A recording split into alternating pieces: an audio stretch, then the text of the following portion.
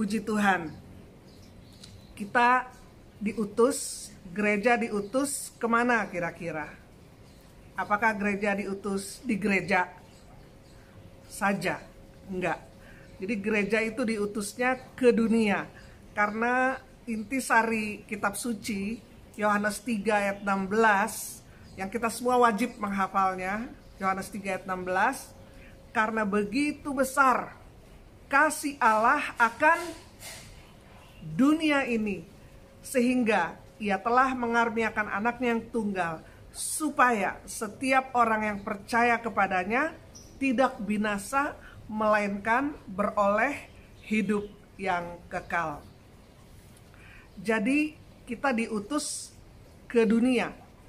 Maka saya melihat karisma ini luar biasa. Dari awal saya kenal, mereka benar-benar mau menjadi berkat bagi dunia, bagi segala bangsa. Pertama dulu saya ingat, saya menemani Bu Esther, ada rally itu, ada Asian Rally, ada orang-orang se-Asia lah kumpul, dan salah satu pembicaranya adalah Bu Esther. Dan juga bagaimana melayani di penjara, itu luar biasa, luar biasa. Karena setiap kita ke penjara, itu berarti kita mengunjungi Yesus. Karena Yesus berkata, ketika aku di penjara, kau melawat aku. Ketika aku lapar, kau beri aku makan. Ketika aku haus, kau beri aku minum. Ketika aku orang asing, kau memberi aku tumpangan. Ketika aku telanjang, kau berikan aku pakaian. Maka biarlah kita ingat selalu bahwa gereja itu adalah terang dunia, bukan hanya terang gereja. Gereja adalah garam dunia, bukan hanya garam gereja. Makanan, dikasih garam, kasih garam. Akhirnya rasa apa itu makanan? Rasa pahit. Dulu saya ada rumah penampungan. Saya menampung orang-orang yang dari jalan, ada yang terganggu jiwanya, ada yang orang dari tahanan, ada mantan perampok, macam-macam.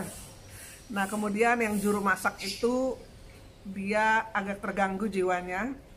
Maka waktu dia masak, satu panci kecil, dia masukkan garam sebalok, sekotakan. Di pasar di Indonesia itu ada garam yang kotak itu. Maka dia taruhlah garam sekotak itu di makanan. Aduh, rasanya pahit. Maka kalau kita kurang pergi memberitakan Injil kepada orang susah, kepada orang-orang yang membutuhkan kesepian, kepada orang-orang yang punya masalah dan sakit dan di penjara, kalau kita kurang pergi, maka kita akan mengalami garam digarami lagi, jadi kepahitan. Maka kalau sudah terjadi kepahitan di dalam komunitas kita, berarti kita udah sibuknya ke dalam, tidak lagi pergi untuk memberitakan Injil damai sejahtera pada dunia yang dikasihi Tuhan, pada banyak orang-orang yang membutuhkan pengampunan dosa, pengharapan, kesembuhan. Maka Tuhan datang bukan untuk orang sehat, dia datang untuk orang yang sakit. Tuhan datang bukan untuk orang yang sudah benar saja, tapi firman Tuhan berkata dia datang untuk orang-orang yang berdosa. Bahkan dia rela meninggalkan 99 dombanya untuk mencari satu domba yang tersesat. Maka kita mesti proaktif mencari jiwa-jiwa yang tersesat, yang membutuhkan kasih dan kuasa daripada Yesus. Jadi kita diutus kepada orang-orang yang tersesat, yang berdosa, yang terhilang. Kita diutus di dalam dunia yang gelap dan sengsara ini. Kita akan lihat ayat selanjutnya, 1 Tesalonika 5 ayat 23. Bunyinya adalah, semoga Allah damai sejahtera menguduskan kamu seluruhnya, dan semoga roh, jiwa, dan tubuhmu terpelihara sempurna dengan tak bercacat pada kedatangan Yesus Kristus, Tuhan kita. Jadi kita lihat dikatakan semoga Allah damai sejahtera. sebagai gereja yang diutus Tuhan. Gereja kan bukan gedungnya, karena yang naik ke sorga itu bukan gedung, tapi saudara-saudari dan saya, di mana ada roh Allah di dalam hidup kita. Kata firman Tuhan, itulah gereja.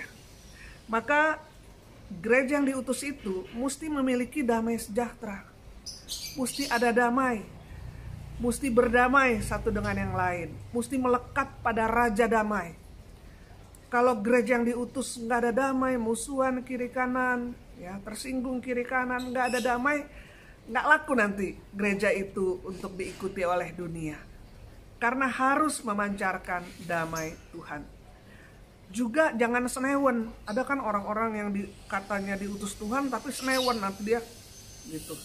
Atau gimana lah ya, atau marah-marah. Tapi biarlah kita menjadi gereja Tuhan yang diutus memancarkan damai Tuhan. Berbahagialah orang yang membawa damai, karena mereka akan disebut anak-anak Allah.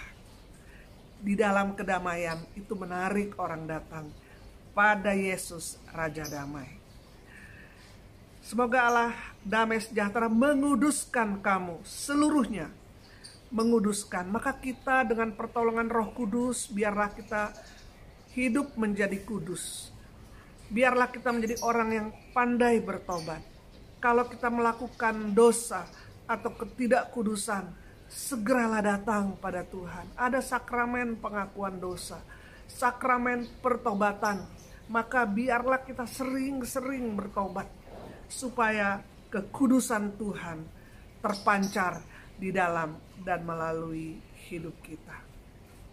Karena kalau gereja atau orang yang diutus gak kudus hidupnya, wah itu malah menjadi olok-olok, menjadi tertawaan orang.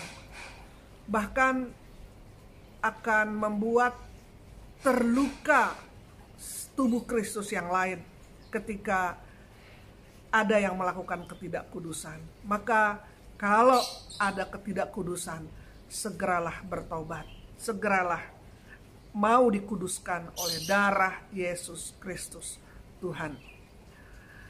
Semoga Allah damai sejahtera menguduskan kamu seluruhnya. Semoga roh kita biarlah selalu ada relasi dengan Roh Kudus.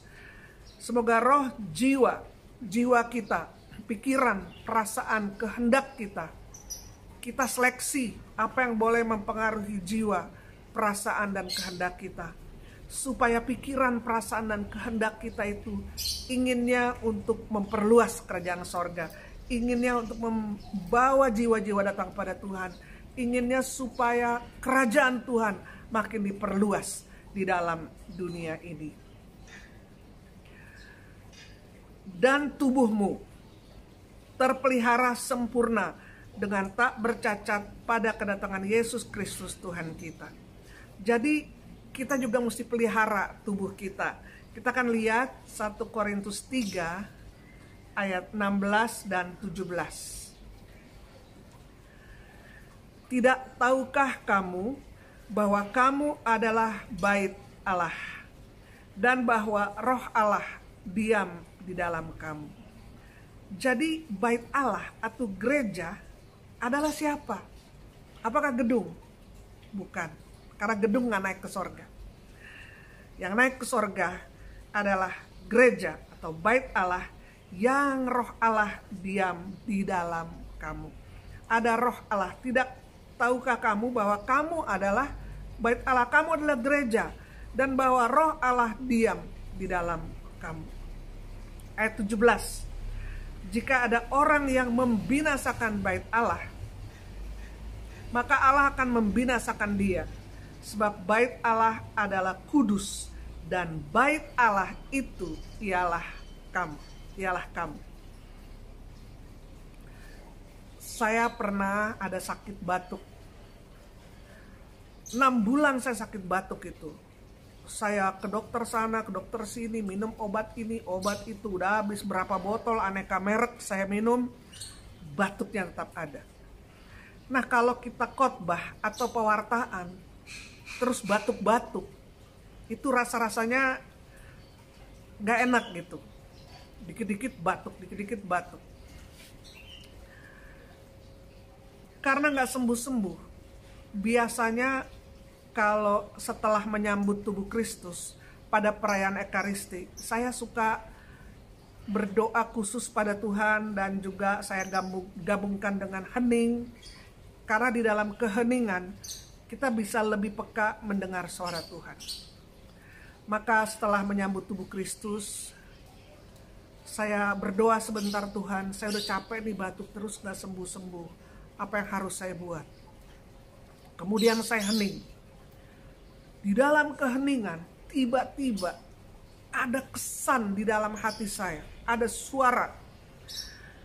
Kalau hidup kamu tidak berubah, gaya hidupmu tidak berubah, saya bunuh kamu. Ada kesan di sini. Aduh, saya kaget. Di suara iblis, barangkali suara siapa gitu kan. Kemudian Tuhan ingatkan ayat ini, yaitu jika ada orang yang membinasakan bait Allah, maka Allah akan membinasakan dia. Sebab bait Allah adalah kudus dan bait Allah itu ialah kamu. Jadi ada orang yang membinasakan bait Allah. Maka Tuhan memberi kesan pada saya sedang membinasakan bait Allah. Karena apa?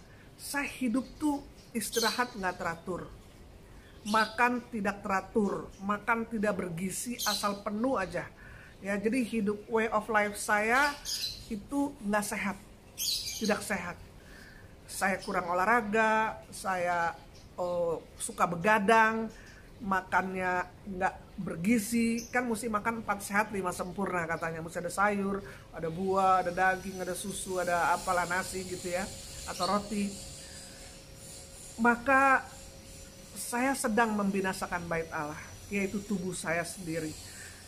Dan kata firman Tuhan, kalau kita binasakan bait Allah, maka Allah akan membinasakan dia. Maka Tuhan waktu itu kesan yang saya dapat, aku akan bunuh kamu kalau way of life kamu tidak berubah. Akhirnya saya bertobat. Saya coba untuk istirahat yang cukup.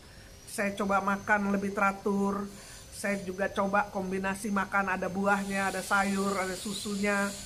Dan saya disembuhkan Tuhan. Banyak sekali penyakit yang Tuhan sembuhkan saya. Ternyata bagian kita adalah pengelola bait Allah. Karena tubuh ini, tubuh jiwa dan roh ini adalah bait Allah. Maka kita harus memeliharanya. Seperti Bu Esther luar biasa kalau saya lihat ya. Beliau itu setiap pagi jalan kaki berapa kilo, diukur gitu. Olahraganya luar biasa, bahkan saya kalah kuatnya gitu sebenarnya kalau sama Bu Esther. Sudah umur sekarang 76 tahun, itu kalau di mana-mana fotonya masih foto loncat gitu. Saya yang motret aja suka takut liatnya. Kok masih berani gitu loncat ya. Karena beliau memelihara kesehatan. Kadang-kadang kalau di desa-desa kita mesti memanjat bukit, menaik-naik gunung, beliau masih kuat gitu. Itu karena sehat, makan vitamin teratur, olahraga teratur. Jadi sebagai gereja yang diutus Tuhan, kita juga mesti sehat. Sehat tubuh kita, sehat jiwa kita, sehat roh kita, supaya kita bisa menarik banyak orang datang pada kerajaan Tuhan. Seperti seorang duta besar dari satu kerajaan, dia merepresentatifkan kerajaannya. Maka sebagai gereja Tuhan, sebagai tubuh Kristus, sebagai bait Allah, kita adalah representatif daripada kerajaan Allah, kerajaan Yesus Kristus Tuhan. Amin. Tuhan berkati kita sekalian.